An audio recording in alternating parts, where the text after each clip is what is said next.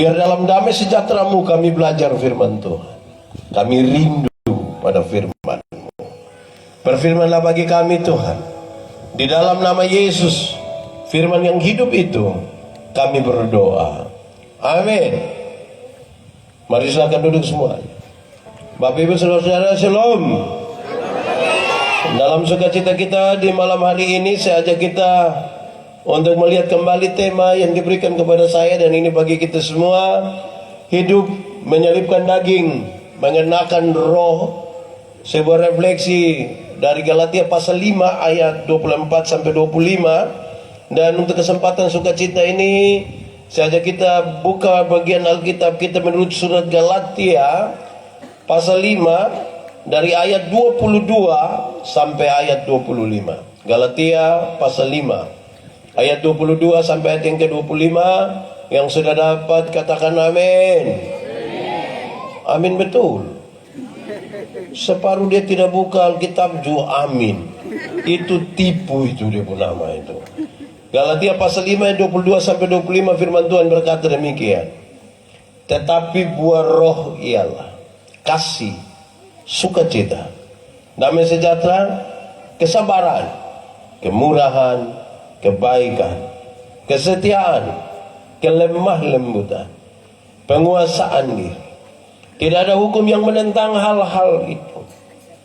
Barang siapa menjadi milik Kristus Yesus, ia telah menyelipkan daging dengan segala hawa nafsu dan keinginannya. Jikalau kita hidup oleh roh, baiklah hidup kita juga dipimpin oleh roh. Demikian firman Tuhan. Berbahagia setiap orang yang mendengar firman, memelihara dan melakukan dalam hidup setiap hari. Shalom. Kurang kuat. Shalom. Saya mau tanya, kita boleh jawab, ini orang Kristen semua? Amin. Benar-benar ini percaya Tuhan semua? Saya mau kasih tahu saudara bahwa kekristenan itu bertingkat-tingkat. Dan karena itu kita bisa ukur kita ada di tingkat mana. Pertama, kekristenan yang paling bawah itu adalah beragama tapi tidak beriman. Beragama tapi tidak beriman. Semua orang beragama, tapi apakah beriman? Belum tentu. Kenapa begitu? Saudara-saudara, kisah tentang kekristenan masuk di NTT itu kisah di mana dibawa oleh penjajah-penjajah. Pendekatannya feodal, paternalistik. Semua orang harus beragama, tapi semua orang mesti beriman. Belum tentu. Apalagi di Indonesia, agama diatur dalam struktur berbangsa dan bernegara. Mau jadi polisi, mesti ada agama, kok tidak? Mesti, kok tidak? Harus. Mau jadi anggota dewan, ada agama, kok tidak? Mau jadi guru, mau jadi bupati. Akhirnya semua orang bisa beragama, beriman. Belum tentu. Kira-kira yang begitu ada di Sabu, kok tidak? Di Sabu ada, kok tidak? Di Liai, di yang ini Malang ada, di sini ada juga. Itu bahaya. Jadi beragama belum tentu beriman. Itu tingkat paling dasar dari kekristenan. Kedua, bertobat tapi tidak berbuah. Bertobat tapi ini orang yang bertobat tapi tidak berbuah, itu dia bercerita tentang masa lalu saja. Tiap hari dia datang ketemu orang, dia hanya bilang waktu tahun 1970 pindah di tempat lain, ulang lagi. Waktu tahun 1970 pindah lagi di satu tempat, ulang lagi. Waktu tahun 1970 satu saat dia baru bangun, orang bilang begini, 1970 sudah bangun. Pernah dengar yang begitu? Yang dia cerita tentang masa lalu saja. Pernah? Nah, saudara lihat sekarang, bertobat tapi tidak berbuah, dia hanya urus masa lalu. Saya mau tanya saudara, kira-kira Tuhan bekerja di tahun 2020 kok tidak? Tuhan bekerja 2020 kok tidak? 2021? 2022? Nah, kenapa ulang-ulang yang 1970? Sepertinya Tuhan tidak ada di sini. Itu kedua. Ketiga, ini tingkatan yang paling tinggi dan kita bisa ukur kita ada di mana. Kekristenan yang paling tinggi adalah berbuah. Dalam hal inilah Bapakku dipermuliakan, yaitu jika kamu berbuah. Jadi kalau saudara mau supaya NTT penuh dengan kemuliaan nama Tuhan, Sabu Timur penuh kemuliaan nama Tuhan kasihnya. Kalau mau supaya Lihai penuh kemuliaan nama Tuhan, berbuah. Kalau saudara tidak berbuah, belum tentu. Di sini penuh kemuliaan Tuhan. Ini menarik saudara. Sekarang saudara boleh jawab kuat-kuat. Berbuah bagi Tuhan gampang kok susah? Berbuah bagi Tuhan gampang kok susah? Susah kok gampang? Gampang kok susah? Susah kok gampang? Gampang! Berbuah bagi Tuhan tuh gampang. Kenapa gampang? Oh gampang. Semua ranting yang melekat pada pohonnya, buah keluar dengan sendirinya tanpa diperintah. Saya mau tanya, pernah lihat pohon mangga? Pernah makan buah dari pohon mangga? Itu ranting itu ada orang sapu yang perintah dia berbuah. Dia buah keluar dengan sendirinya, amin. Itu berarti ranting yang melekat pada pohonnya, buah keluar dengan sendirinya. Banyak orang rindu berbuah, tapi tidak melekat pada pohon.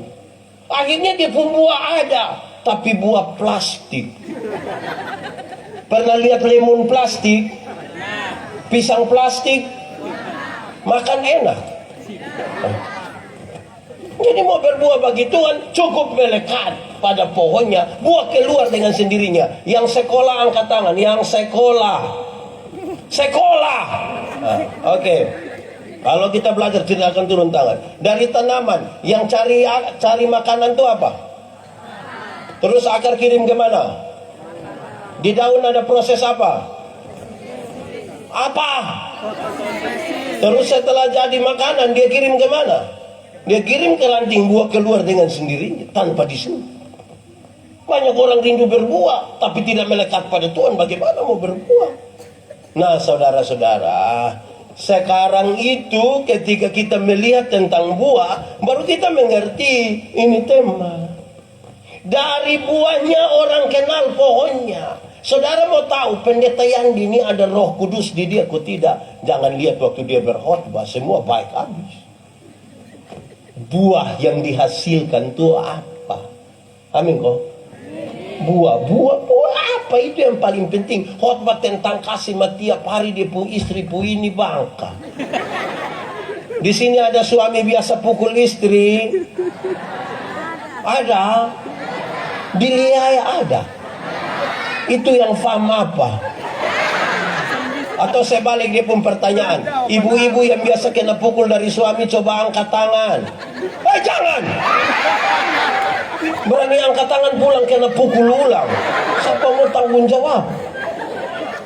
Jadi saudara-saudara, berbuah bagi Tuhan ini nanti sebentar kalau mau lihat supaya hidup penuh dengan Roh Kudus, buah apa yang dihasilkan itu serius. Dan sekarang pembacaan ini kasih tahu kalau saudara menyelipkan dia punya daging, sekarang saudara akan mengenakan roh. Ukuran-ukuran ini akan menjadi pengukur untuk kita, apakah pada kita ada Roh Kudus atau tidak. Satu, disebutkan apa di situ? Tetapi buah roh ialah di Klasik Sabu Timur ini kasih aman kok. Tidak ada yang iri hati. Semua baik-baik. Kakak adik dong basayang. Tidak ada yang bakalai masalah tanah. Yang masalah tambah garam ada. Masalah sembunyi bensin ada. Nah ini tanda kasih tidak ada. Lalu saudara bicara tentang mau hidup dalam roh. Kenapa sampai bensin saudara baterai kuat-kuat? Ada apa dengan bensin? Saudara nih, ini kita pun soal. Kalau saudara mau tahu, yuk kasih. Kasih itu menunjukkan kepada kita bahwa yang daging kami selipkan, sekarang kami pakai roh. Roh menggerakkan kami untuk mengasihi. Mari kita ikuti yang saya bilang tentang kasih. Kasih ialah omong. Kasih ialah kebaikan tidak terpatahkan oleh apapun, tidak akan berubah menjadi kebencian. Kita ulang. Kasih ialah kebaikan tidak terpatahkan oleh apapun, tidak akan berubah menjadi kebencian. Tidak akan berubah menjadi. Rujukannya jelas. Karena begitu besar kasih Allah akan dunia ini. Apakah Tuhan Allah mengasihi dunia? Amin. Saudara yakin? Lalu apakah dunia mengasihi Tuhan Allah? Apa dunia mengasihi Tuhan Allah? Tidak. Lalu apakah karena dunia tidak mengasihi Tuhan Allah, Tuhan Allah berhenti mengasihi dunia? Tidak. Apakah Tuhan Allah membenci dunia? Tidak. Saudara lihat, tidak terpatahkan oleh apapun. Kalau mengasihi itu begitu. Sehingga seseorang tidak bisa bilang begini, Ina, saya terlalu mengasihi Ina, tapi waktu tahu Ina punya sifat model begini, maaf, biar. Pernah dengar itu kalimat? Atau sendiri omong? Itu bukan kasih, itu egois. Itu dia punya nama apa? Kalau engkau hanya bisa mengasihi orang yang berbuat baik kepadamu, apakah jasamu? Karena orang berdosa pun bisa melakukan itu. Mengaku kasih, rantai salib besar-besar, padahal tiap hari hidup kerusuhan sayang ada. Oke, saudara tahu kalau kita belajar tentang hukum Taurat itu ada berapa? Hukum Taurat berapa? Dari 10 dijabarkan jadi 613 pasal. Dari 613 pasal dijabarkan lagi jadi ribuan peraturan hidup setiap hari. Tapi Tuhan Yesus menyimpulkan dia dalam 2 kalimat pendek. Mengasihi Tuhan dan mengasihi.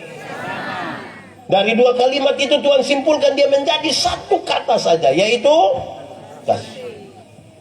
Jadi kasih itu mencirikan kita berbeda dengan orang-orang lain sebagai tanda salib. Kita sudah salibkan ini, habis itu daging, roh yang kita mau.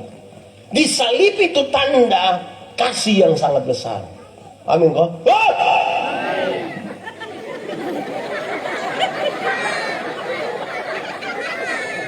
Sudah. Oke, sekarang saya mau tanya. Kita lebih mengasihi diri kita atau lebih mengasihi orang lain? Diri atau orang lain? Diri atau orang lain? Yo, Alkitab juga begitu. Kasihilah sesamamu manusia seperti engkau mengasihi. Berarti kalau engkau tidak mengasihi dirimu, tidak mungkin engkau mengasihi orang lain. Sekarang saya mau tanya, apakah orang yang mengasihi dirinya dia mau dia terluka? Dia mau dia hati sakit? Orang yang mengasihi dirinya dia mau dia jengkel? Tidak. Karena orang mengasihi diri, untuk apa dia jengkel? Sekarang saya mau tanya saudara, kalau pendeta benci Pak Wakil Bupati, yang rugi pendeta atau Pak Wakil? Kenapa pendeta yang rugi? Setiap kali sebut Pak Wakil pun nama, saya pun hati senang kok tidak? Tidak senang. Setiap kali orang bicara Pak Wakil pun kebaikan, saya pun hati senang kok tidak?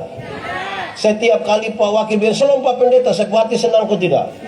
Kalau saya sayang saya pun diri, saya harus berhenti membenci Pak Wakil Bupati. Amin. Amin. Itu kasih. Saya mau tanya saudara, ada orang yang saudara tidak suka dia, kok ada kok? Yang saudara jengkel kok lihat dia, ada? Ada. Dia ada duduk di sini? Ada kok tidak? Tidak ada. Coba lihat dia, coba lihat dia. Saudara bisa bertahan lihat dia? Bisa? Tidak bisa. Saudara tahu, kalau kita jengkel orang, ada makanan enak-enak datang, kita sudah lapar, kepingin mau makan, basa-basi kita bilang begini, aduh, ini makanan macam pu enak-enak lain, siapa yang masak ini? Terus dia bilang, itu Ina yang engkau tidak suka itu.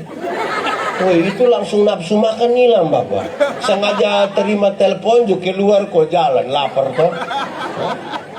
Jengkel. Kalau saudara hidup dengan kasih, pasti aman. Aman kok? Di sini kasih su bagus. Apa? Bagus. Nah, ini bahan refleksi pertama. Karena kalau kita mau pakai roh, yang paling pertama itu apa tadi? Tapi buah roh ialah yang kedua. Apa? Yang kedua apa? Sekarang saya mau tanya saudara, sukacita dan senang sama kau beda? Sukacita dan senang sama kau beda? Beda kok sama? Sukacita dan senang sama kau beda? Beda. Kok dia pun tulisan saya beda? Yo, tapi memang sukacita dan senang itu dua hal yang berbeda. Apa itu saudara? Senang itu berkaitan dengan kepuasan-kepuasan yang saudara terima dari luar. Itu senang. Sukacita berurusan dengan sikap kita terhadap sebuah keadaan. Itu sukacita. Saudara, menyangkut senang Alkitab berkata, "Hoi!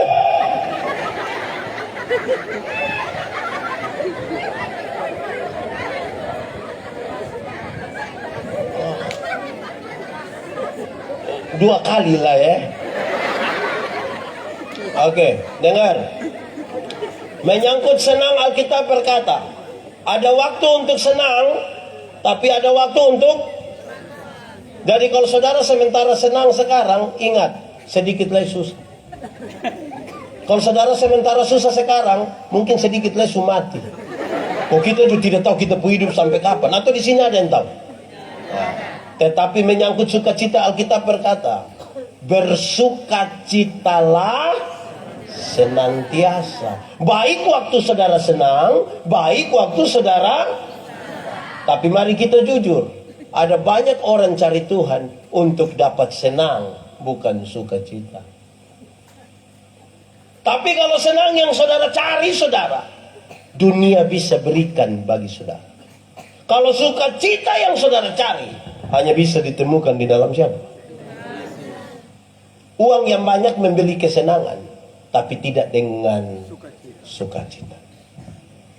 Uang banyak itu bisa beli tempat tidur mahal, kok tidak? Bisa beli AC yang 2 PK, kok tidak? Bisa. Tapi saudara bisa beli tidur nyenyak? Bisa. Uang yang banyak bisa beli makanan, kok tidak? Makanan yang mahal bisa beli, kok tidak?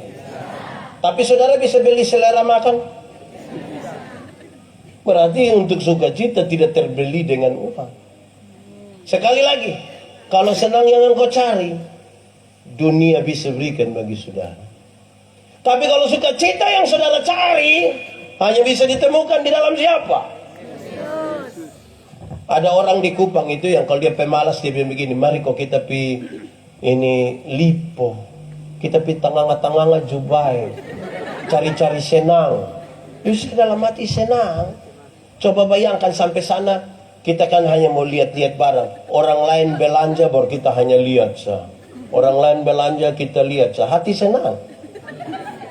Tidak lama nanti kita bilang, ama foto saya do di situ. Orang lain pulang bawa barang, kita pulang bawa foto, senang. Banyak orang cari Tuhan itu untuk senang, bukan sukacita. Bahkan dalam ibadah, banyak orang ingin bersenang-senang, bukan ingin bersukacita.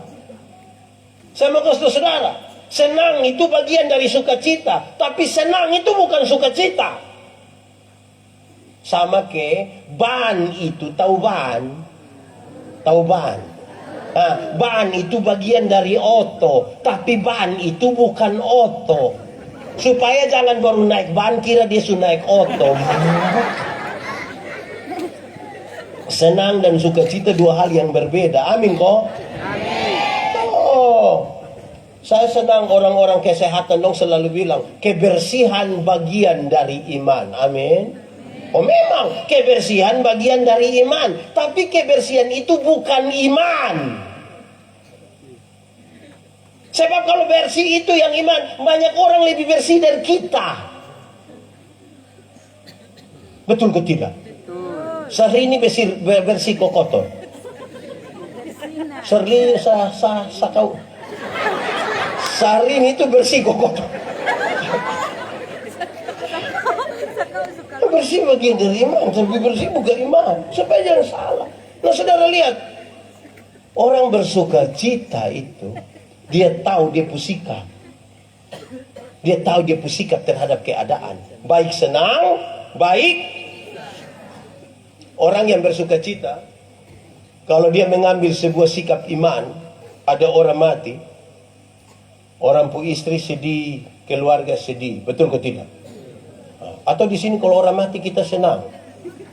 Oh yang judi dong senang sedikit. Oke. Waktu orang mati dong sedih. Orang yang bersuka cita, dia datang, dia tanya pada apa yang dia imani. Dia tanya begini, apa yang saya imani tentang kematian? Oh, yang saya imani tentang kematian ialah mati bukan akhir dari segala sesuatu.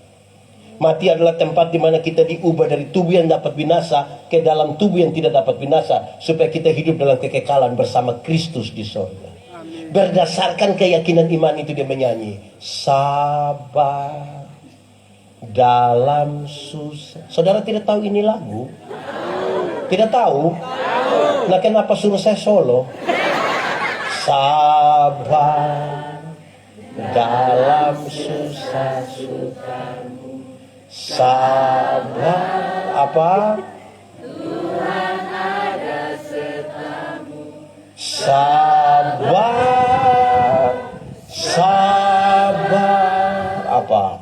Beri kuat padamu. Karena dia bertanya apa yang dia imani. Orang yang percaya Tuhan ada masalah kok tidak? Ada. Oh, pasti ada. Karena ada masalah itulah dia bertanya. Setiap kali berjumpa dengan masalah dia tanya, apa yang saya imani? Supaya sikap dia sesuai dengan apa yang dia imani, dan sukacitalah dia. Makanya Paulus bilang, bersukacitalah senantiasa, tetaplah berdoa, dan mengucap syukurlah dalam segala hal. Sikap. Tanya, saya mau tanya, saudara punya masalah kok? Ada masalah? Tidak usah omong. Saya lihat yang ini muka masalah semua. Iya, masalah ialah kesenjangan antara harapan dan kenyataan. Harapan menikah umur 28. Sekarang sudah 36. Masalah ke tidak? Harapan menikah dan dia. Ternyata dia nikah dan kita pun teman. Masalah ke tidak? Ya?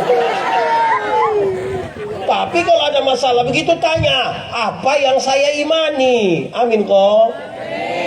Ini orang punya orang tua mati kok, orang ada sedih, dia datang bilang, Pak Pendeta saya satu lagu sebelum firman, saya satu lagu.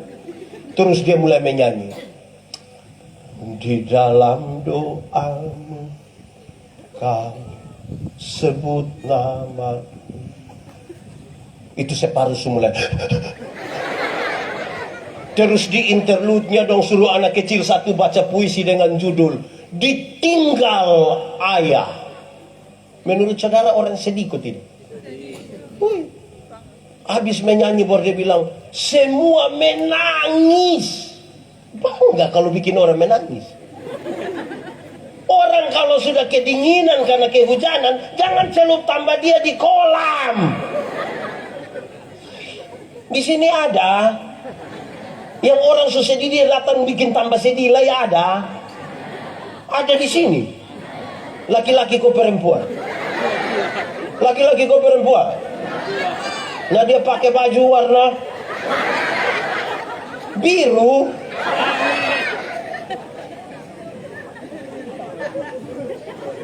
Satu. Tadi apa?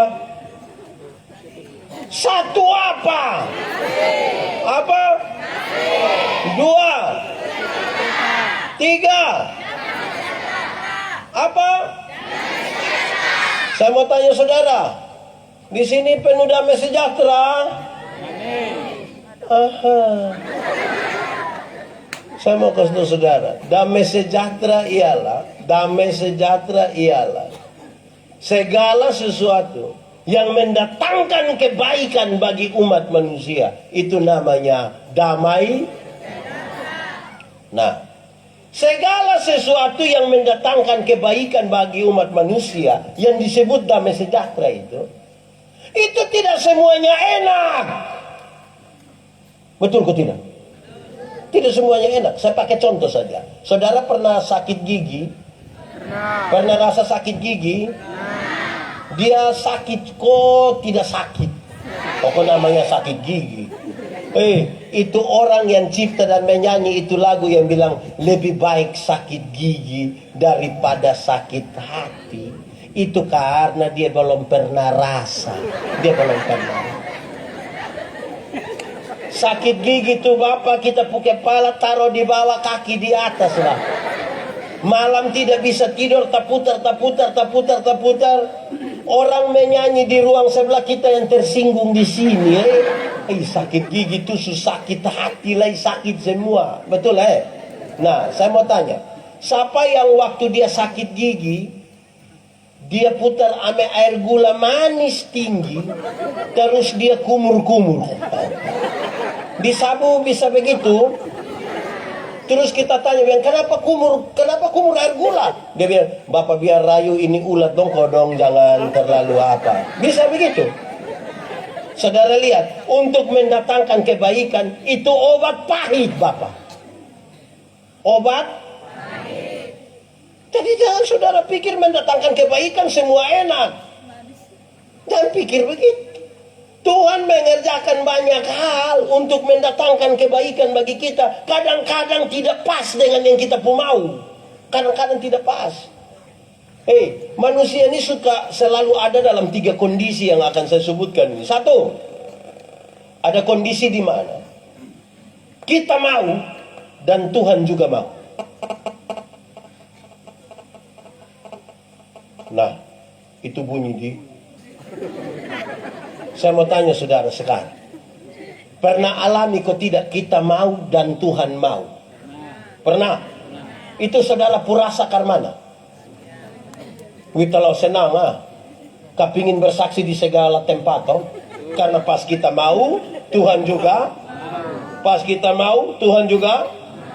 Sekarang saya tanya, pernah kok tidak saudara alami kondisi kedua ini? Kita mau tapi Tuhan tidak mau. Pernah. Lebih banyak dari yang kita mau dan Tuhan mau. Lalu sekarang, ketika saudara mau dan Tuhan tidak mau, apa perasaan saudara? Saudara bisa putus asa. Saudara bisa banding-banding. Tuhan niku kenapa dia yang pemalas gereja saya? Tuhan niku pernah. Itu kalau pas kita mau Tuhan. Tapi ada kondisi ketiga saudara. Kondisi di mana Tuhan mau tapi kita yang tidak mau. Pernah alami kok tidak? Banyak yang Tuhan mau tapi kita tidak mau. Contoh. Kalau kita bicara dalam konteks kasih, kan Tuhan tidak mau kalau kita saudara dan saudara bertengkar, berkelahi toh. Betul kok tidak? Terus tiba-tiba ada masalah. Ada masalah kan Tuhan pun mau kita mengampuni. Tuhan bilang, ampuni dia. Banyak orang tidak mau. Banyak orang merasa, saya mau ampuni dia, setiap kali ingat ame itu, Tuhan suruh kita, tapi kita tidak pernah alami. Banyak. Itu perasaan saudara bagaimana? Kalau Tuhan mau dan saudara tidak mau. Mengampuni itu 2 paket. 1 paket dengan 2 hal. Mengampuni itu 1 paket dengan pengampunan itu 1 paket dengan pendamaian. Ada orang mau mengampuni tapi tidak mau berdamai. Ada yang mau berdamai tapi tidak mau mengampuni. Saya kasih contoh saja. Yang mau mengampuni tapi tidak mau berdamai itu dia selalu bilang begini, Pak Pendeta, untuk marah saya tidak marah. Untuk marah saya tidak marah. Kau mau marah bikin apa? Kita sutua-tua begini. Kalau dia mau datang juru mata buka dari situ. Tapi untuk saya yang maaf. Pernah alami begitu kok? Itu mau mengampuni tapi tidak mau berdamai. Ada yang terbalik, mau berdamai tapi tidak mau. Contoh, itu banyak terjadi di anak-anak. Jadi kalau ada dia pun bapak yang bikin begitu, berarti dia pun bapak itu kayak anak-anak. Anak-anak kecil ini, kalau main kelereng kau bertengkar, berkelahi, don subah marah dia pun bapak bilang, damai. Ini yang kau pun saudara. Ayo damai. Itu dia pun cara serontangan itu lain. Tangan pi muka, kepala pi. Cium. Ini yang kau pun saudara. Cium. Oh itu dia pun cium itu. Mau berdamai tapi tidak mau. Pernah terjadi di Sabu kok tidak yang begitu? Di Liai ada kok tidak? Dia majelis atau jemaah? Jadi banyak kali orang yang tidak penuh dengan damai sejahtera itu, dia bikin pencitraan saja. Jadi kelihatan ada baik-baik, kelihatan ada damai-damai, kelihatan ada enak-enak, padahal tidak. Di muka orang dong sengaja berdamai, kau rasa tidak ada masalah. Nanti pula baru orang tanya, sudah damai? Damai. Nah saudara begitu baru saudara bicara tentang roh ini. Jelas ya? Setiga. Satu tadi apa? Dua. Tiga. Empat. Kesal. Saya mau kasih tahu saudara, sabar yang dimaksudkan dalam Alkitab itu tidak berkaitan dengan menunggu waktu selesai. Sabar tidak berarti menunggu waktu selesai. Tertahu waktu habis jam berapa khotbah ini. Bukan itu. Sabar bukan itu. Sabar itu berkaitan dengan tetap di dalam proses. Kalau anak-anak diperhatikan oleh orang tua, difasilitasi oleh orang tua, terus ada perintah, hai anak-anak, hormatilah ayahmu dan ibumu. Oh itu gampang. Orang tua ada perhatikan, bersuruh hormati gampang. Tapi konteks di mana Paulus ada adalah sebuah konteks di mana kadang-kadang ada orang tua yang jual dia pun anak laki-laki sebagai budak. Yang anak perempuan dijadikan pelacur. Uang yang didapat dari itu dipakai oleh dia pun bapak. Dalam keadaan seperti itu, perintah ini datang. Hormatilah ayahmu dan ibu. Tetap sabar.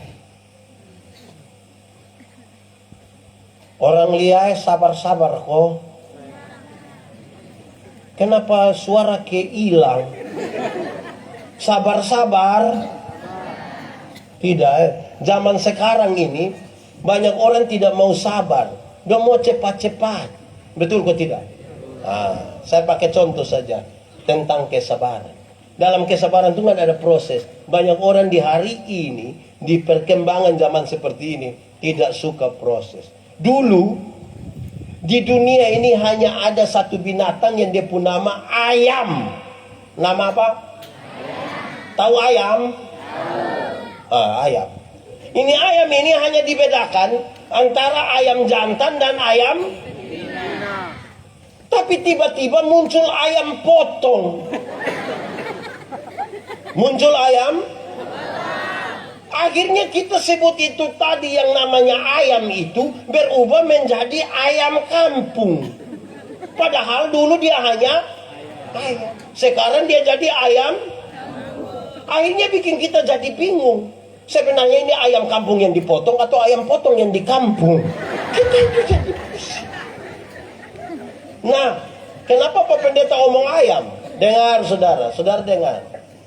Saudara ada ayam di rumah kok? Ada. Bagi dong. Ini ayam kampung ini, kita piara setengah tahun juga dia masih kecil. Betul ke tidak? Tapi kalau dia betina bertelur kok tidak? Kalau jual mahal kok tidak? Dia pun daging enak kok tidak? Nah karena ini ayam mengerti proses. Tapi itu ayam potong itu kita baru pelihara 1 bulan saja pun mata sebesar begini. Itu pun kalau lihat pakai kaca pembesar. Lihat langsung dia hanya begini saja. Tapi ini ayam, mama dong pulang dari pasar ikat tasala di motor dia kaki patah. Karena ayam tidak tahu proses. Anak-anak dong kalau pigas ini pakai motor kenal pot racing di samping kandang, besok itu ayam mati. Karena tidak tahu proses. Ini anak dong ini katanya mau penuh dengan roh, tapi berproses tidak mau.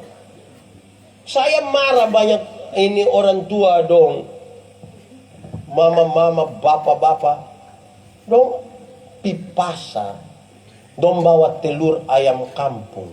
Tahu telur ayam kampung? Dong bawa di pasar dong jual 1 butir 2.500. Jadi kalau 4 jadi 10.000. Sudah dapat 10.000, 7.000 dorang isi pulsa. Tinggal berapa? Tinggal 3.000. Tinggal 3.000 inilah yang dong beli super mie. Ini yang saya marah. Kenapa marah? Yo, di super mie itu hanya ada gambar telur. Bagaimana engkau bawa telur asli dijual untuk beli gambar telur? Ini manusia otak gimana ini? Ini sama dengan kita pi pasar kita bawa kita bawa pisang, pi jual pisang pulang beli bawa keripik pisang. Coba kalau dia tahan sedikit, kalau dia berproses kan jadi toh. Amin kok tidak? Gula sabu itu kenapa dia kental sekali? Coba tahu saya, kenapa gula sabu kental sekali? Karena masak lama kok cepat, pakai kayu banyak kok sedikit. Nah sekarang masih ada gula sabu yang kental sekali, yang potong pakai pisau. Masih ada. Kan orang supaya malas jadi mau cepat-cepat sah. Lama-lama tidak asli lagi dan kita taruh tambah soda sedikit lah baru. Tak kalau saya tidak tahu saya dengan 150 pak. Kalau tidak berproses yang baik tidak bisa. Akhirnya kisah tentang iris tua, kisah tentang apa, mulai hilang-hilang kan orang tidak mau berproses. Nah bagaimana? Ini anak sekolah dong 1. Kita tanya, cita-cita? Dokter pak. Iya. Dokter mah dia kalau pas dengar libur bikin pengucapan syukur. Tapi kalau bilang masuk kembali tiba-tiba surat sakit. Tapi mau jadi dokter. Nah itu dokter hewan juga tidak bisa. Lama-lama kita bunuh kas matiin orang geliai dong ini gara-gara kita pun pemal. Proses sedikit. Amin kok. Orang tua dulu jalan kaki. Betul kok tidak? Kamu tahu? Jalan kaki. Anak sekarang naik motor metik. Tapi kikar mana kok? Ini hanya soal proses. Proses itu kalau kita ada setia di situ aman. Penuh kesabaran. Sabar. Orang tua dulu selalu kasih nasihat kita begini. Anak dong. Kalau kamu jalan menuju Seba, ada hujan di tengah jalan, jangan cepat-cepat balik haluan kembali ke liar. Kenapa? Kemungkinan besar di lidah mana tidak hujan. Jalan dulu. Coba-coba naik pohon tua, tidak bisa naik sekali lagi. Kalau saudara pernah mencoba, ada 2 kemungkinan. Bisa berhasil atau tidak berhasil. Ada 2 kemungkinan. Tapi kalau saudara tidak mau mencoba, hanya ada 1 kepastian. Gagal. Kan son mau proses mah bagaya berproses. Saudara tahu bersama dengan Tuhan itu menarik karena ada 1-2 hal. Iman bertumbuh di tengah badai.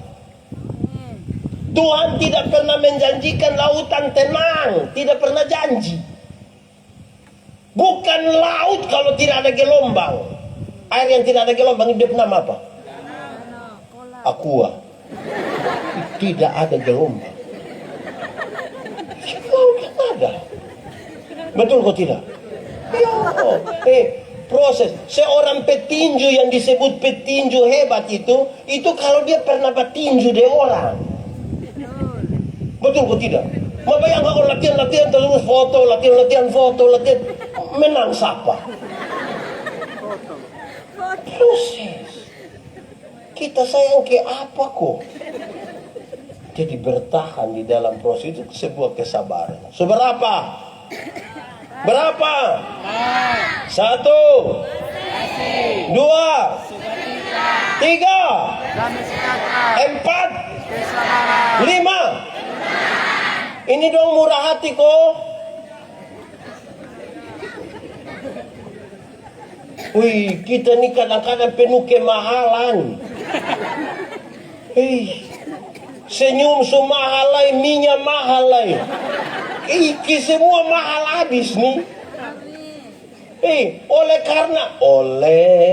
karena kemurahan Tuhan ku ada sampai hari ini. Tahu ini lagu? Nah, kalau tahu pulang bermenyanyi ya. Kita dengar khotbah dulu. Oleh karena kemurahan Tuhan, kita ada hingga hari ini. Tapi banyak orang yang sudah terima kemurahan, dia justru bikin kemahalan. Aneh betul. Kadang-kadang kita pun kemurahan ini hanya terjadi di waktu Paskah dan Natal. Kalau di Kupang itu menarik. Kalau mau Paskah dan Natal tuh bangun pagi, lihat nenek-nenek lewat bawa jantung pisang, don tanya, nenek, yuk, di mana? Di pasar. Mau bikin apa? Jualin. Aduh sudah nenek mari, nenek singgah sini. Duduk nenek duduk. Nenek mau minum apa nih? Nenek minum apa? Apa sah? Nenek ngomong, mau teh ko, kopi ko, bir ko, wine. Nenek ngomong nenek. Nenek bilang sudah saya bir saja. Amin kasih nenek bir 2 botol, nenek minum habis. Terus yang tuan dan nyonya rumah di dalam ambil uang dari nenek. Ini bayar nenek punya jantung pisang. Ini hari baik nenek. Hari baik jadi ini ada beras, ini ada kopi, ada gula, ada semua. Nenek tinggal di mana? Nenek tinggal di mana? Saya tinggal di Bau Mata. Nanti nenek pulang deng. Nanti jalan kaki. Jangan jalan kaki. Grab.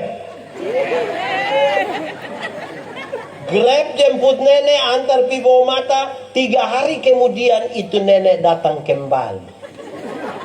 Waktu dia datang, bapak yang lihat, bapak bilang, Mama, kenapa? Lupa nenek sudah datang. Memang itu nenek dong juga apa kuang. Kadang-kadang dong bikin kita yang murah hati ini jadi mahal. Nenek-nenek begitu juga ada di sini. Itu nenek dong ini. Aneh-aneh saja. Saudara dengar, saya sering kali, walaupun sedikit guyon, saya kasih tahu teman-teman panitia hari raya. Kamu murah hati sedikit dulu, kamu murah hati dulu. Bapak kenapa? Dorang piko pas hari raya itu, don catat penerima diakonia. Dong undang ini nenek-nenek don datang di gereja. Pas warta mimbar dong kasih tahu untuk para penerima diakonia supaya harap bersabar setelah ibadah ini. Yang sehat semua pulang, kas tinggal ini nenek-nenek dong. Terus dong mulai berdiri kau panggil Nenek Manobe. Nenek Manobe mulai datang begini. Kau orang tua sakinah. Terus dong ame beras kasih yang satu paket itu. Kasih nakan beras aja, nenek Manobe boleh begini. Dong bilang, sabar nenek, kita foto dulu nenek. Saya mau tanya saudara. Kira-kira kalau antar di rumah langsung bisa kok tidak? Untuk kepentingan dokumentasi kalau foto di rumah bisa kok tidak? Nah kenapa panggil nenek Manobe datang di sini? Saya pun nenek ada apa-apa kamu tanggung jawab. Mau bikin tindakan murah hati jadinya berat. Karena mana? Kita kasih beras bukan tidak boleh, sangat baik. Tapi beras 2 kilo berkas setengah mati nenek ini. 365 hari 2 kilo itu satu hari mantua masak 10 butir. Tapi kita yang gaya sepertinya kita sangat punya kemurahan. Mari bermurah hatilah. Amin kok. Kita yang merendah. Orang tua don juga berani rendahkan diri sedikit. Kadang-kadang orang tua don juga gaya. Hei, kamu semua ada di sini. Ini saya yang di sini ada orang tua yang begitu. Ada kok. Ada duduk di sini. Tunjuk kami bab tua, coba. Ini anak muda donjo satu. Kadang-kadang ini apa ya? Yang kakak-kakak itu tidak pernah mau mengalah dengan adik-adik. Hei, saya yang kakak. Ini tanah ini. Ada kakak-kakak yang begitu. Baru begitulah dia pu istri dukung lah. Itu istri dong ada di sini. Itu istri pakai baju warna apa? Kotak-kotak. Jadi, bermurah hati sedikit. Ini anak muda donjo satu. Anak muda. Di sini tidak ada anak muda. Ada. Ini nenek-nenek semua. Ini anak muda dong ini. Coba bos rendahkan, bos empuh hati sedikit, rendah hati. Anak muda dong sekarang tak dong pegang HP, itu HP cuma kali belum lunas juga. Tapi omong dengan orang tua nih gaya sekali pakai headset di sini, tertempel pangku kaki lagi, belum lagi dong seperti ke orang baru lari dari rumah sakit itu kok. Selang infus dong masih melekat di sini. Gaya sekali. Hai, kok rendah hati sedikit kenapa ya? Di Sabu juga ada. Banyak. Pelajar kok merendah si tanda roh ada itu. Kadang-kadang kita sombong-sombong ya. Di sini ada yang tinggi hati kok. Saya punya kisah yang saya punya anak yang bapak ini. Tapi mungkin saudara pernah dengar. Ada 3 orang yang tinggi hati. Sombong. Tukang makan puji. Cerita tinggi. Dorang 3 itu sama-sama tukang cerita tinggi. Tapi sama-sama suka pancing ikan. Satu saat dong 3 bercerita. Yang satu bilang, kalau kita pancing di sana. Kita pancing di sana. Itu 1 kali buang mata kail, itu 3-4 ekor ikan datang sekaligus. 3-4 ekor datang. Ini yang satu bilang, ama, itu kurang. Kurang bagaimana? Kalau kita pancing di sana, itu kita baru buang 1 mata kail. Yang 3-4 ekor ikan tadi itu bahwa memang dia pu istri anak. Yang satu bilang, kamu 2 pung kurang. Kurang bagaimana? Kalau kita pancing di sana. Itu kita belum buang mata kail, kita belum buang. Itu ikan-ikan langsung keluar, ke bilang, ama pancing kami. Saudara bayangkan kalau manusia 3 begini, kita kumpul dia di satu ruangan setengah 2 minggu. Kira-kira datang dan sudah bunuh kok belum. Jadi kas turun sedikit kita pun bagaya-bagaya itu. Di sini ada yang bagaya. Yang baru tagal beli HP baru, saya tidak ada yang telepon juga pas lihat orang banyak dia sengaja tidak ada yang telepon saya, tidak ada.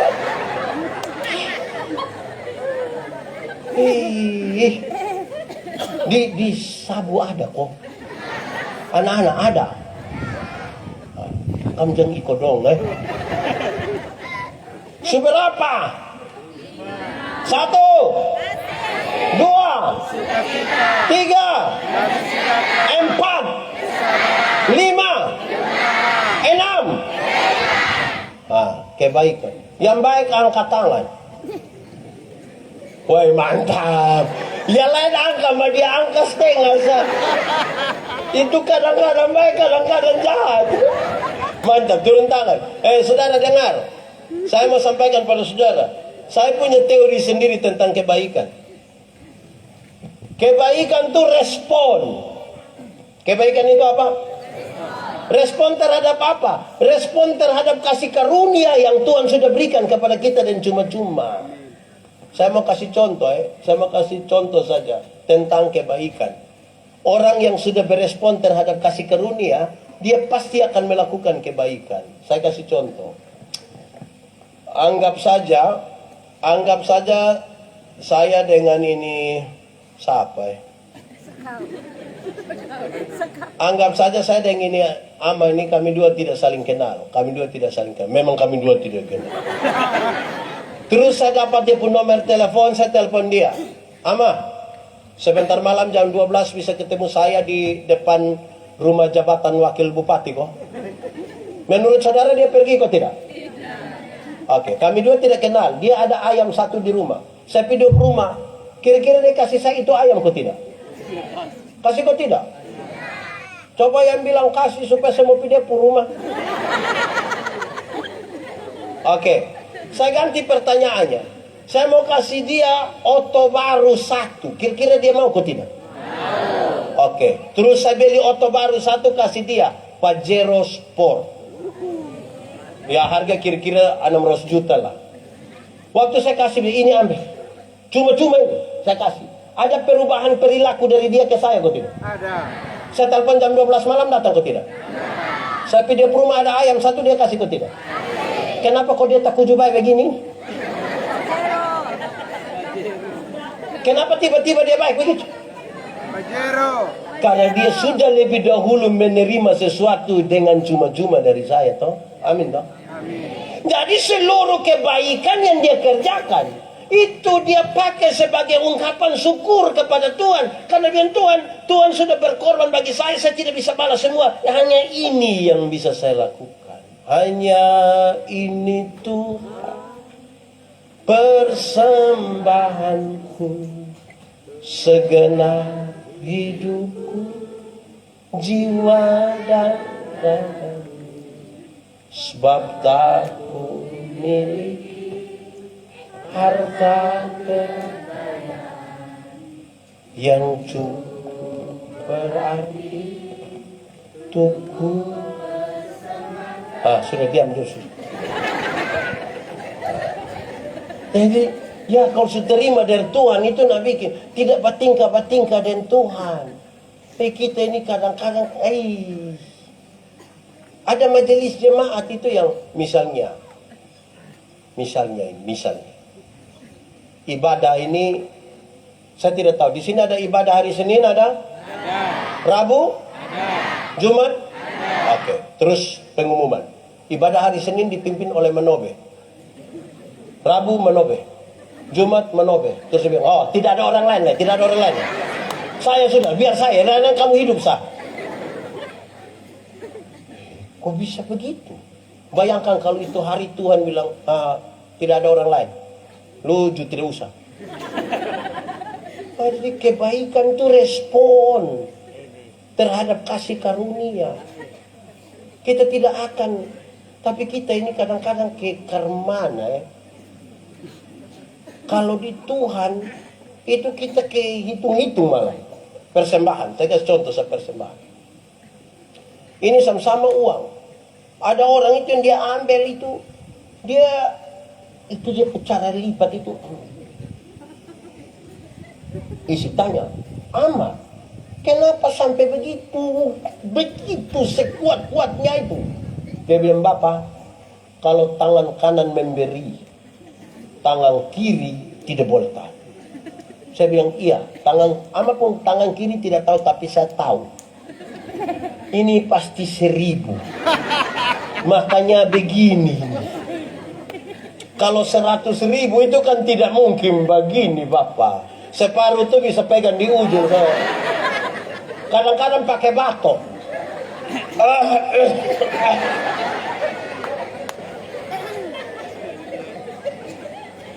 Dorang ini kalau ihikenoto atau apa itu tulis pakai tanda tangan tinta merah. Di sini pernah ada ihikenoto? Kumpul keluarga lain ada? Mantap tuh.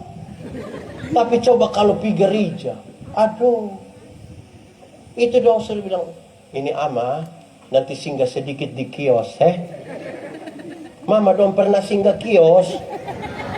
Itu singgah bikin apa? Apa? Kita ini apa ini? Aneh kita bu hidup ini. Oke, sumber apa? 1, 2, 3, 4, 5, 6, 7, 7. Di sini dong setia.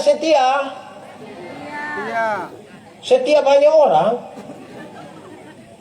Saudara, setia tuh menarik karena begini. Kalau orang-orang gemit itu mau jadi anggota sini untuk dia menyatakan dia pun mau jadi saksi itu, dan mau jadi penatua diaken atau mau jadi panitia, waktu ditanya, apakah jawabmu? Nanti dia akan jawab yang begini, ya, saya percaya dan berjanji dengan segenap hati. Ya, saya percaya dan berjanji dengan segenap hati itu punya 3 pengertian. Pertama, saya jawab ya karena saya benar-benar percaya. Kalau saya tidak percaya, saya tidak akan pernah mengaku itu di hadapan Tuhan Allah dan jemaat. Saya tidak akan pernah. Apa yang saya percaya? Saya percaya Tuhan pencipta langit dan bumi. Dia melahirkan saya secara ajaib di tengah dunia. Saya berdosa tapi dia menebus saya di dalam Kristus. Saya percaya dia menyiapkan surga untuk saya. Saya percaya bahwa dia perancangan lebih dari apa yang saya pikirkan. Berdasarkan saya bilang, ya, saya percaya. Karena saya mau jadi saksi. Nah, masa mau jadi saksi tanpa percaya? Kedua, saya menjawab ya untuk masuk dalam persekutuan. Banyak yang ya habis hilang Bapak. Di Lia ada yang dia ikut dia saja. Itu dia sudah hilang. Nanti pas ada mati baru orang tanya, itu kita punya. Ya hilang. Ini setia. Atau yang ketiga, saya menjawab ya bukan sekedar untuk masuk dalam persekutuan, tapi saya siap diatur. Bayangkan kalau satu mata jemaat ada 100 kakak. Tiap kakak mau atur diri sendiri. Tiap kakak ada 2 anggota sidi. Masing-masing mau atur diri sendiri. Tidak ada sistem yang mengatur. Kita bisa baku bunuh itu. Sekarang saudara lihat. Apa hubungannya dengan kesetiaan? Kesetiaan itu sebuah proses terus menerus dari satu hari ke satu hari, satu hari ke satu hari. Kesetiaan itu berkaitan dengan sebuah komitmen kepada Tuhan, kepada diri kita dan juga kepada orang lain. Itu setia.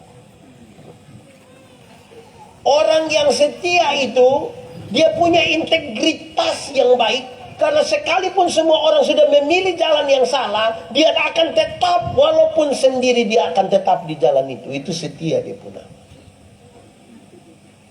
Kadang-kadang kita bermasalah dengan ini kesetiaan ini. Amin kok. Saya suka bilang begini. Ada satu ibu, dia protes dia punya suami. Dia bilang begini, Bapak sudah berubah. Bapak sudah tidak setia. Bapak sudah tidak sama seperti dulu lagi. Kenapa mama ngomong begitu? Saya tetap ini. Tidak, Bapak sudah berubah. Coba mama ngomong, Bapak pun perubahan di mana? Bapak ini dulu sedikit-sedikit su ajak mama makan. Salome. Bapak. Dulu sedikit-sedikit Bapak su ajak mama beli pakaian. RB. Kadang-kadang live RB di Facebook Bapak yang jawab. Fix sayang, fix. Ada L untuk mamtua kok. Bapak yang jawab. Dulu kalau Bapak datang tuh Bapak selalu bilang, tutup mata sayang, tutup mata. Tapi sekarang Bapak sudah tidak begitu, Bapak tidak setia lagi. Lalu dia pun suami bilang begini, Mama, coba Mama pikir.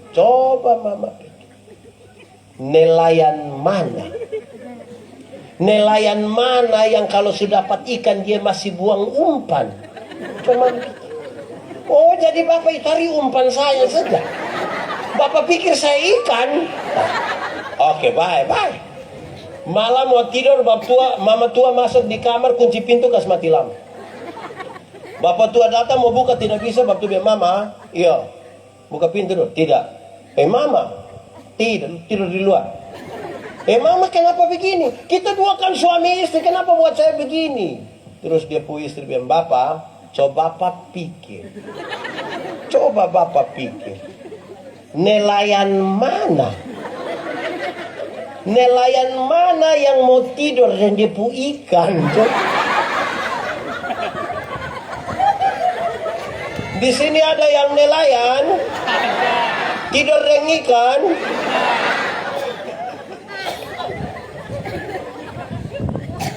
Hei setia, yang ikut katekisasi angkat tangannya, anak katekisasi dong, katekisasi. Oke. Saya mau tanya, Bapak Pendeta, katekisasi di sini berapa lama, Pak? 1 tahun. Nah, orang lain pu anak boleh setia kok ikut katekisasi 1 tahun. Tapi nanti ada orang tua yang datang kau bilang, Bapak Pendeta nanti ada tabis kok, ada tabis sidi kok. Iya kok kenapa? Woi Bapak, saya pu anak yang sekolah dokter di Bandung itu.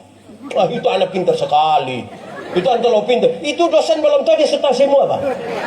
Nah, dia berhubungan dengan tabis. Oh ini, nanti dia datang, nah Bapak tolong tabis memang ya, Bapak tolong tabis memang.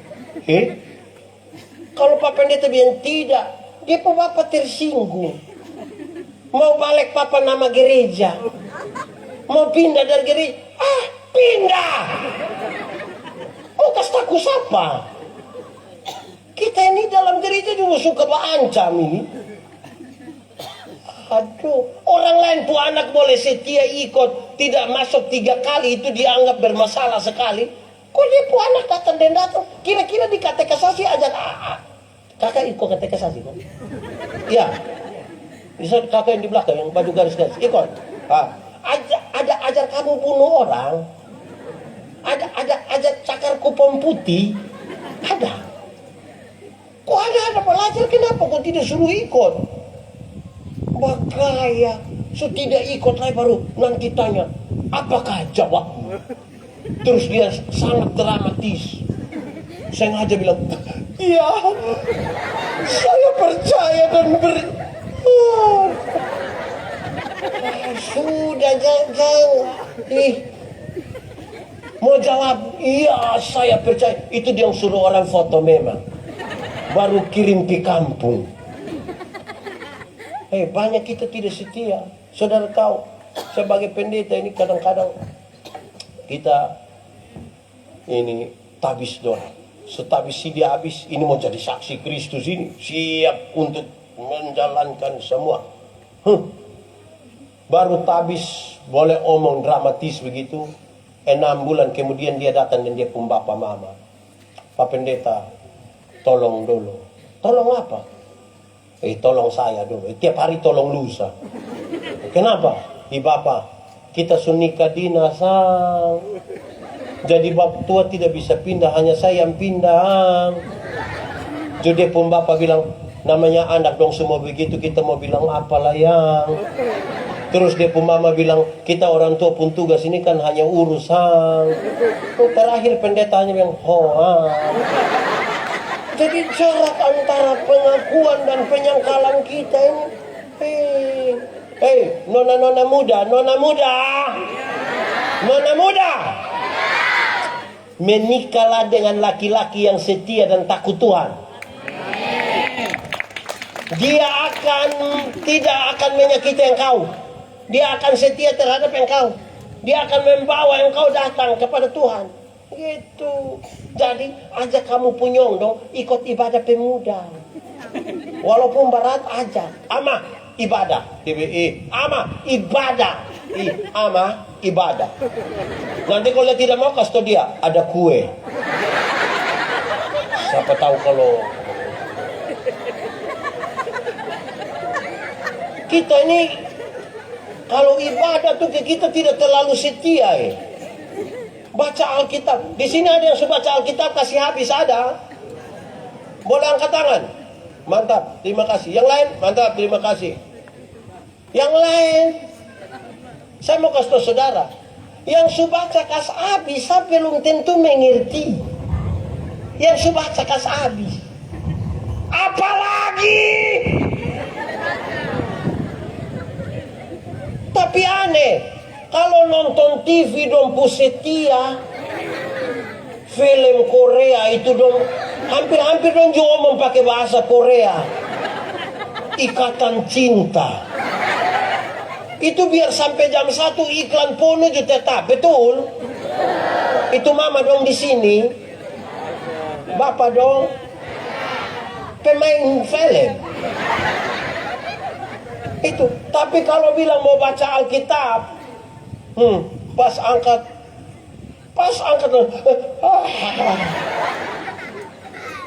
bahaya ini. Hei, setia dulu, baca. Tidak ada yang salah dari kesetiaan kita toh untuk baca firman.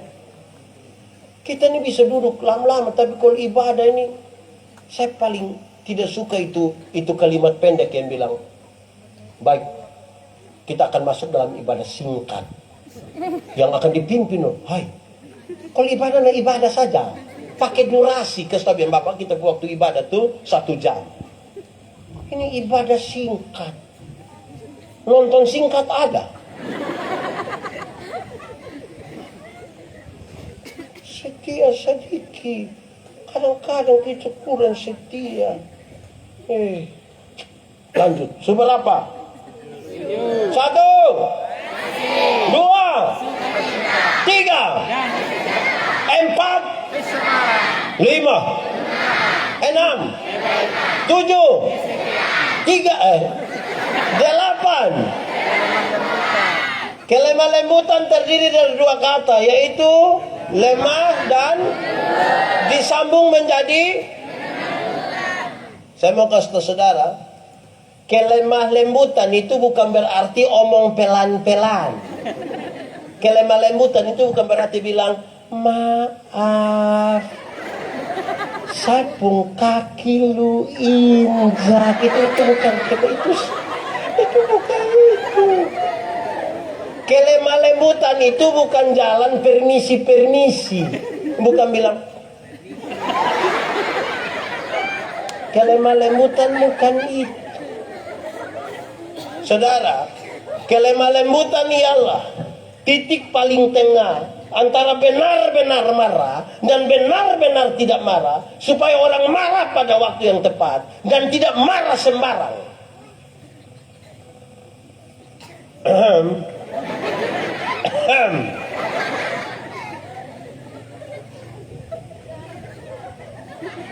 Kelemah lembutan adalah titik paling tengah antara benar-benar marah dan benar-benar tidak marah, supaya orang marah pada waktu yang tepat dan tidak marah sembarang. Ini hal serius, karena kita mesti harus marah, tapi bukan marah sembarang. Apalagi tiap hari kerja hanya marah-marah. Itu tidak benar. Ini saya paling tidak suka yang kita bapak-bapak kok sedikit-sedikit bilang, saya kalau su AA, saya kalau su BB. Hei, bapak-bapak dong. Yang AB itu anak TK. Anak TK itu yang kalau sekolah kok kita lewat dong ada hafal huruf A, B A dibaca, itu anak TK. Jadi kalau sebentar pulang kau bab tua bilang begini, saya kalau su A, saya kalau su BB, tanya bab tua, TK di, jangan coba-coba, jangan, nanti masalah, jangan coba, jangan. Situ. Kita ini, tadi malam khotbah di mana? Di Pada Dua saya masih bilang begini. Marah tuh boleh kok tidak? Marah boleh kok tidak? Boleh. Tapi marah dia pu sifat, bukan marah dia pu orang. Marah dia pu sifat, bukan marah dia pu orang. Kalau ada orang pemalas, ada orang beribut ke tadi, marah dia pun pemalas, dia pun beribut. Berhenti beribut. Saya tidak suka. Untuk menegur kesalahanmu, saya tidak harus menjadi musuhmu, kata firman. Dia sebagai sahabat, sebagai saudara, saya kasih tahu, kakak, saya tidak suka kakak pun pemalas itu. Ama berhenti, saya yang pemalas. Jangan yang pemalas datang bilang, Selalu bapak bilang, lupi mana aku, saya tidak suka memilih lupi berangkat. Itu bukan marah dia pu sifat, marah dia pu orang. Kadang-kadang yang pemalas itu datang bapak selalu bilang, lu orang mana? Lu orang mana? Saya Timur bapak, dia kamu Timur itu. Kok kita kenapa? Saya suka pukul-pukul rata begitu. Di sini ada yang pukul rata. Ada kok tidak? Banyak. Tidak. Oh yang tidak itu dia kurang bergaul. Ya, lanjut. Saudara, saya tadi malam bilang begini. Kami suami-suami di NTT ini seringkali hanya sampai di lemah saja, lembut tidak. Artinya ketika dia lemah, baru dia mengerti kelembutan. Kalau sakit kok semua mati seberat itu baru dia tiba-tiba lembut. Mama, terima kasih. Tuhan pakai mama untuk tolong papa Tuhan Yesus. Itu kalau ada lemah. Tapi kalau dia ada kuat-kuat itu, ada minum sopi kok istirahat.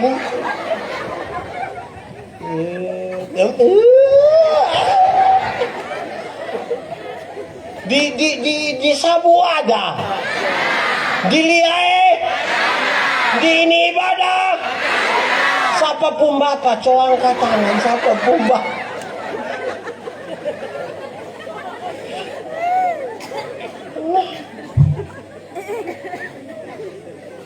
Oke, seberapa? Berapa? 8 pakai bahasa sabu bilang? Oke, 1, 2, 3, 4, 5, 6, 7, 8, 9.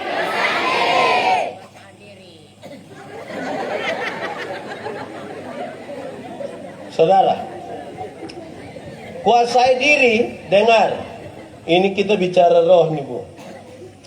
Kuasai diri berkaitan dengan orang yang tahu dia pun tujuan dia mau gimana.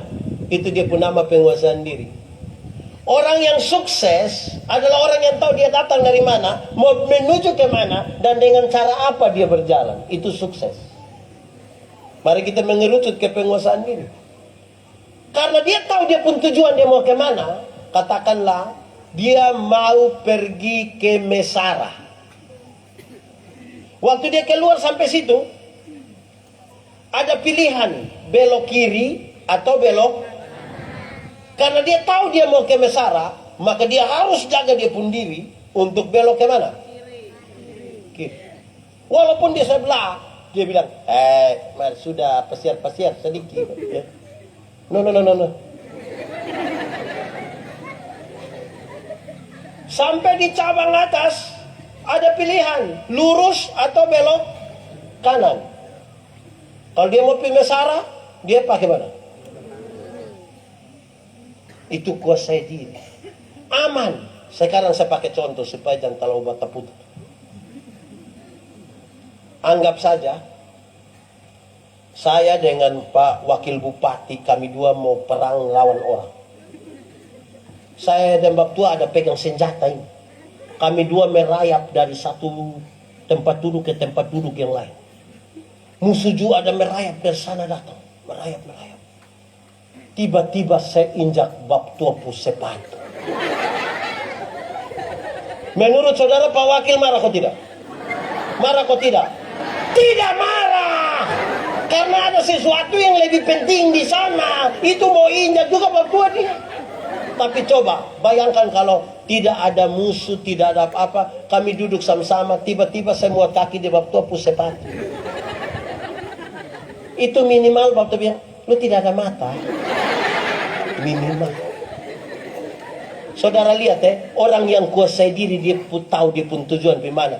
Tidak ada waktu untuk berkelahi, tidak ada waktu untuk bertengkar, tidak ada waktu untuk iri hati karena dia tahu dia pun tujuan di mana. Di sini ada yang tukang berkelahi. Itu orang itu tidak bisa kuasai diri. Di sini ada yang biasa iri hati. Iri hati itu apa ya? Saya punya definisi tentang iri hati. Iri hati ialah lebih baik saya rugi asal engkau rugi lebih banyak daripada saya untung tapi engkau untung lebih banyak.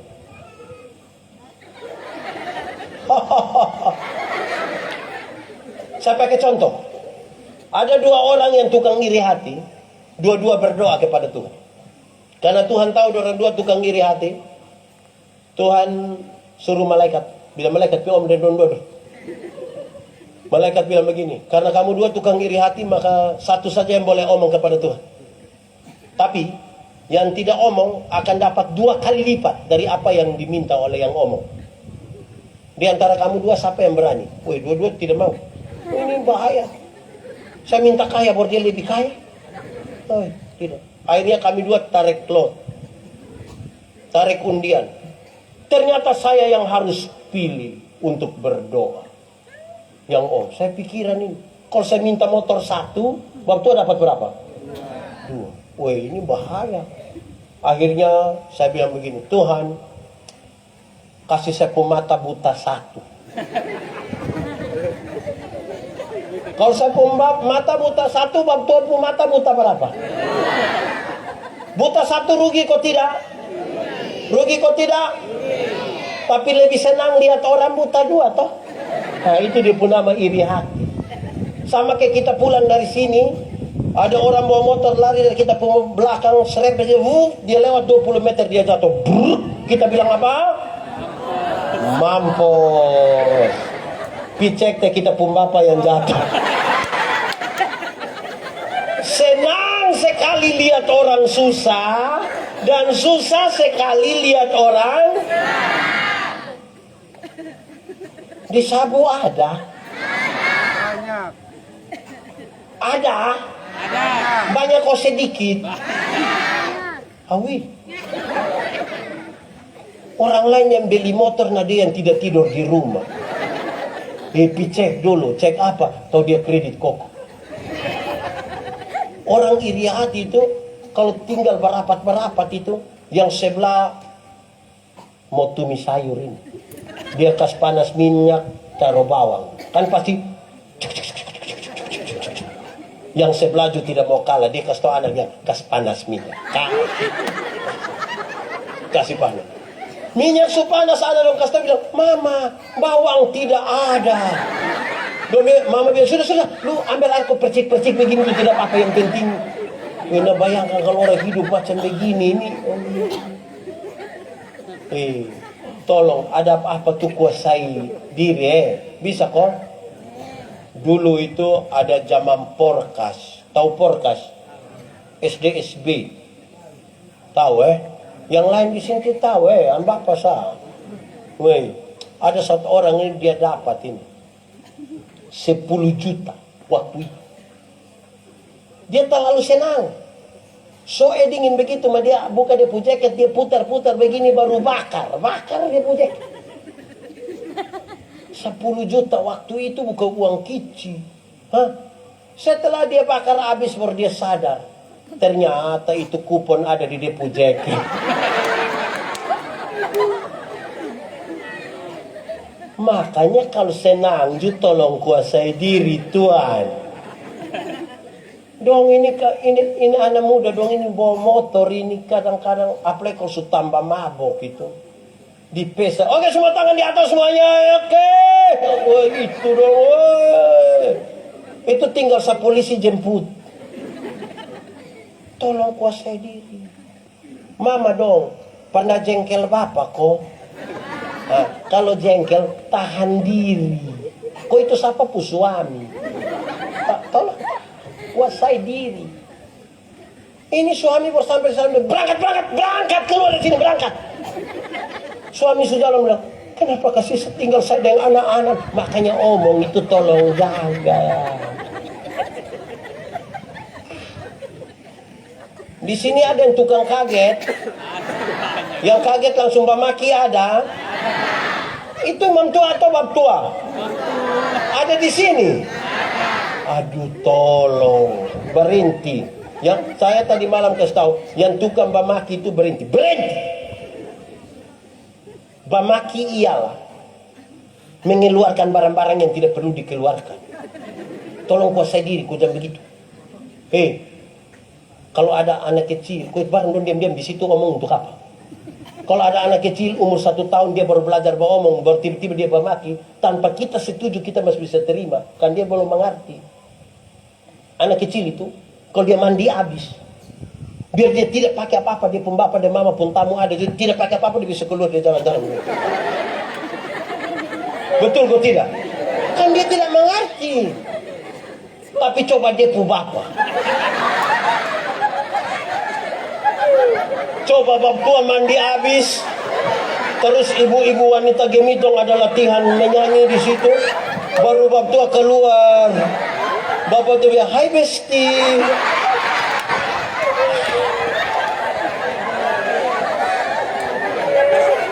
Jadi ada apa-apa tuh tolong kuasai diri dulu. Bisa kok. Bisa kok. Oke, sumber apa? 2,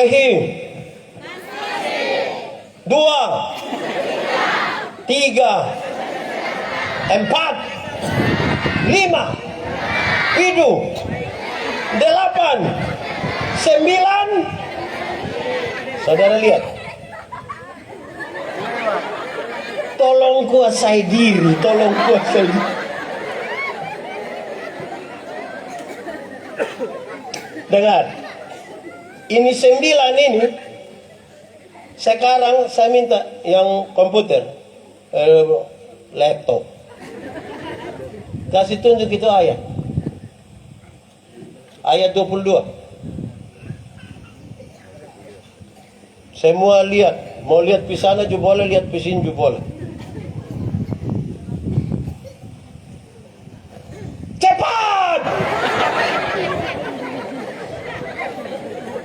Ayat 22.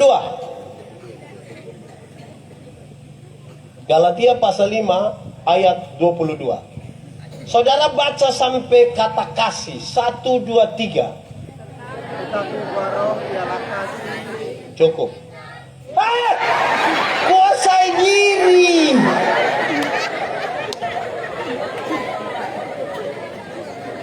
Sekarang baca sampai ialah 1, 2, 3. Ialah. Sekarang baca sampai roh 1, 2, 3. Sekarang baca sampai buah 1, 2, 3. Sekarang saya mau tanya saudara, kata buah tertulis 2 atau 3, 1 atau 2? Tetapi buah roh berarti hanya ada 1 buah dengan 9 bagian. Lihat, bukan buah-buah. Buah. 1 buah dengan 9 bagian. Yang isi tadi sampai 9 itu. Sama kayak mangga. Tahu mangga? Ada kulit, ada isi, ada biji. Dan kemudian dia disebut mangga. Atau siapapun mangga yang terlalu luar biasa, orang datang orang bilang, ini mangga memang hebat. Dia pun isi di sini, kulit di situ, dia pun biji di situ.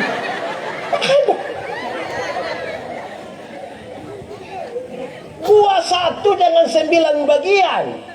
Roh itu memungkinkan saudara untuk dalam buah yang ditunjukkan itu ada 9 bagian. Jadi saudara jangan bilang dari 9 itu saya bisa 3 pak. Nanti tinggal 6 ini yang kita coba-coba. 1 untuk semua itu. Saya pakai. Kalau saudara-saudara telah menyelipkan daging dan mengenakan roh. Sekarang saya mau tanya saudara.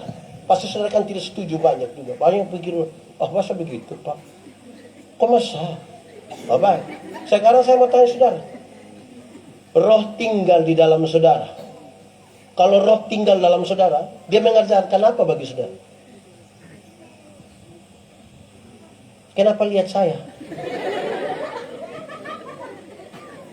Masa roh ajar saudara ada kasih, ada sukacita, Tapi tidak usah bersabar, tidak usah dulu, tidak usah nanti baru lanjut. Pas itu jalan-jalan penguasaan diri. Itu yang saudara maksudkan. Rokok tidak tuntas Satu berisi 9 bagi. Ini serius bagi kita. Kalau ini terjadi saudara kalau baca dari ayat 16 ke atas, saudara menemukan belasan bentuk kedagingan. Itu belasan itu mengerikan. Disebutkan itu. Bahaya. Saya tadi malam kasih tahu di pada 2, saya bilang, saya pendeta jemaat ini, saya kadang-kadang rasa lain. Tentang kesetiaan itu saya bilang, kadang-kadang kita nih saudara, pas ibadah, orang sedikit. Pas makan, ulang.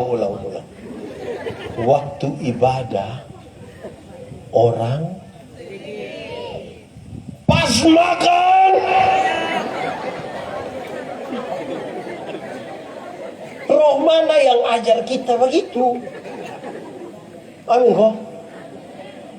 Nah, saudara, biar ini menjadi bagian yang akan kita pakai dalam hidup kita, menuntun kita. Kita bisa ukur, saya ini dituntun oleh rohku tidak ini. Saudara dengar, Pak Pendeta Yandi, tolong jelaskan bagaimana sementara ini saya mau roh tinggal di dalam saya. Ini bagian terakhir saya bicara. Orang yang penuh kasih, di dalam dirinya ada pengampunan. Pengampunan itu menguras keluar kemarahan yang meluap-luap di dalam dirinya. Kepahitan itu ditolak keluar.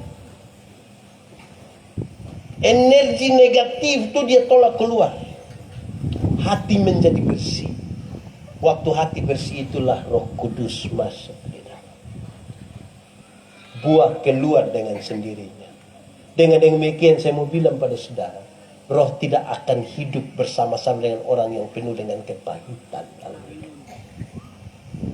Roh tidak mungkin bersatu dengan mereka yang penuh amarah yang meluap-luap. Roh tidak akan tinggal pada mereka yang tidak pernah mau mengampuni seseorang. Mari kita tunduk kepala di hadapan Tuhan. Kita mau berdoa. Mari kita angkat hati kita kepada Tuhan. Firman Tuhan berkata, kalau kamu dengar suaranya, jangan keraskan hati. Minta Roh Kudus lembutkan setiap hati yang keras.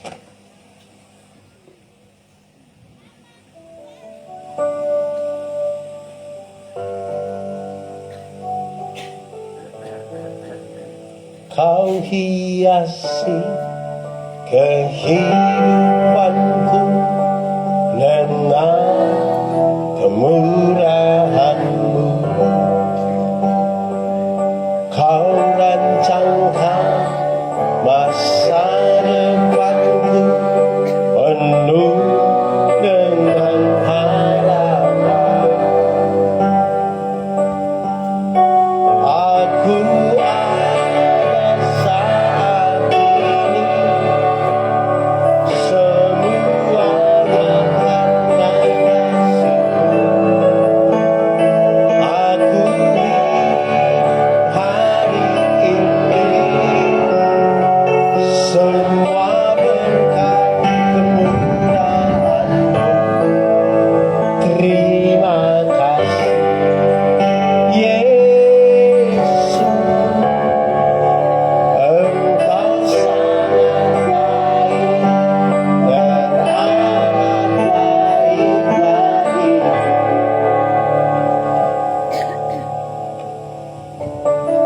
Mari kita nikmati bersama dengan Tuhan malam ini.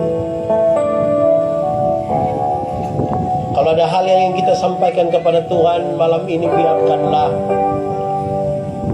buka hati kita, Roh bekerja di dalam, membantu kita menyatakan apa yang tidak terkatakan dari mulut kita.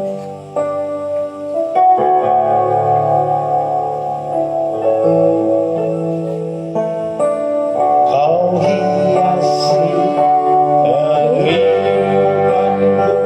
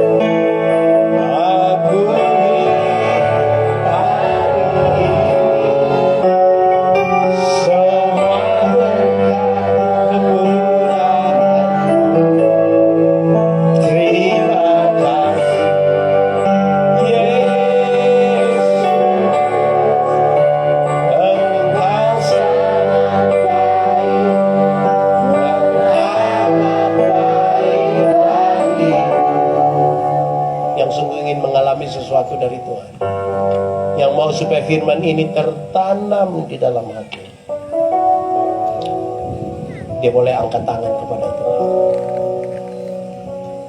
Aku ada saat ini. Kami Tuhan. Semuanya karena kasih-Mu. Aku hidup hari ini. Aku hidup hari ini. Semuanya karena murahan. Terima kasih Yesus, Engkau sangat baik, teramat baik bagi. Mari lebih lagi. Aku ada saat ini, semuanya karena kasih-Mu. Aku hidup hari ini,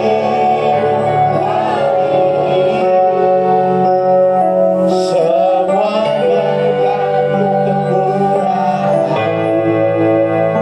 Terima kasih Yesus, Engkau sangat baik, teramat baik bagiku. Tetapkan hatimu bagi Tuhan.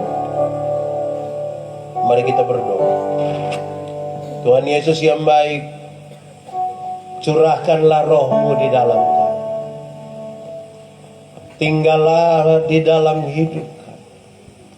Sentuh dan jamah hati kami. Ubahkan kami oleh Roh Kudus-Mu Tuhan. Biar kami hidup seperti yang Tuhan mau. Kami dimenangkan di dalam Kristus Yesus Tuhan.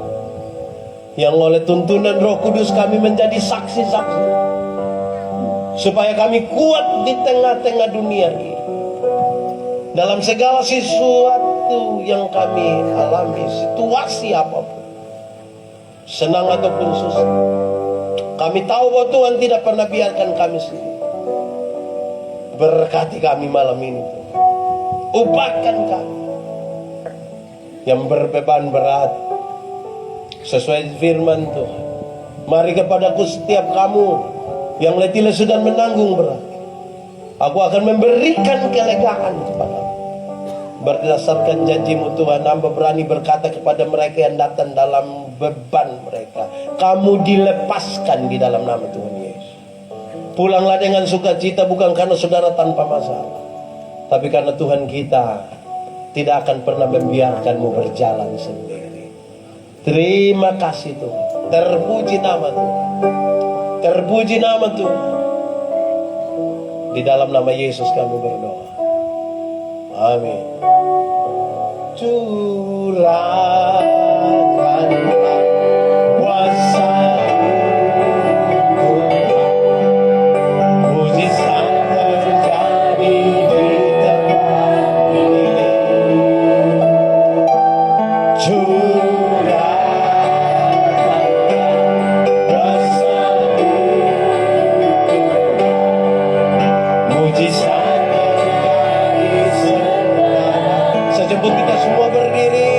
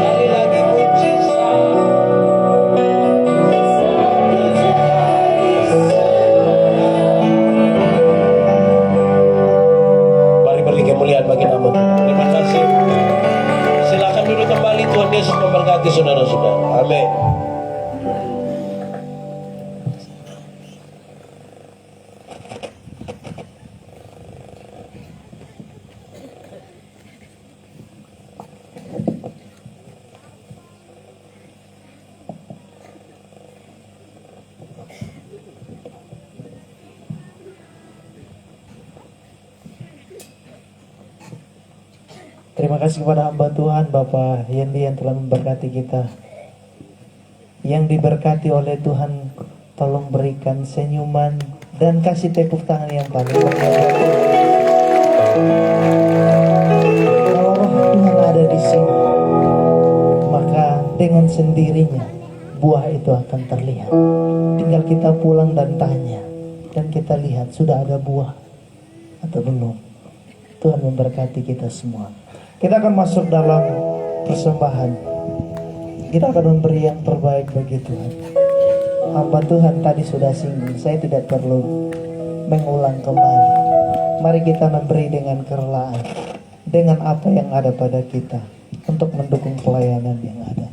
Untuk doa persembahan ini, saya minta kesediaan Bapak Markus Ratu untuk memimpin kita dalam doa.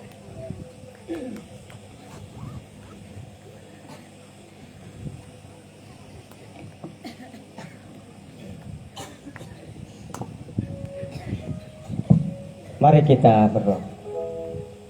Terpuji namamu ya Allah Bapa di sorga, Bapa yang baik, Engkau telah menyegarkan kami dengan firman-Mu, dan saat ini Tuhan tiba kami mempersembahkan tubuh, jiwa, dan roh kami, bahkan apa yang telah kami siapkan dari rumah kami masing-masing.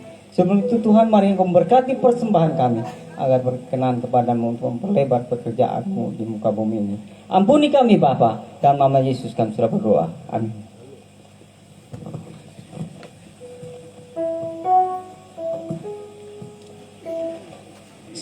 Sambil kantong persembahan akan dijalankan, kita akan naikkan pujian NKB 197, Besarlah Untungku.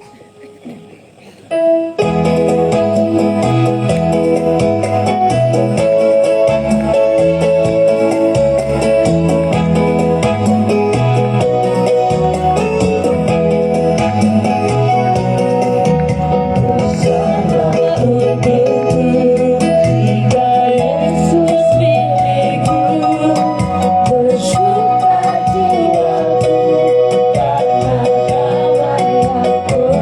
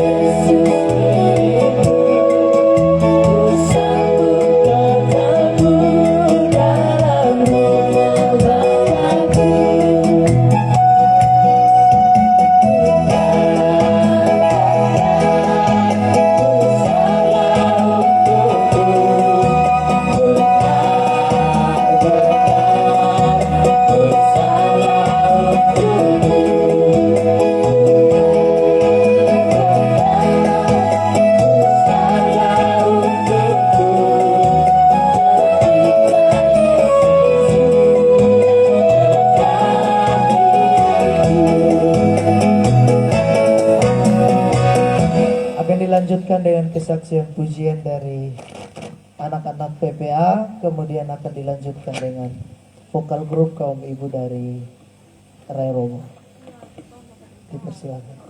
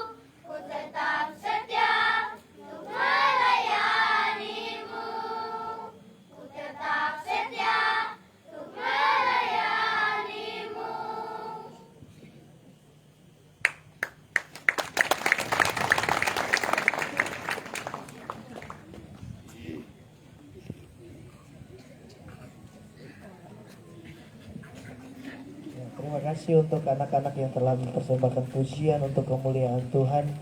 Sekali lagi berikan kemuliaan bagi Tuhan Yesus. Tuhan memberkati anak-anak PPA. Akan dilanjutkan dengan vokal grup dari kaum ibu, mata jemaat Siloam Rai Robo.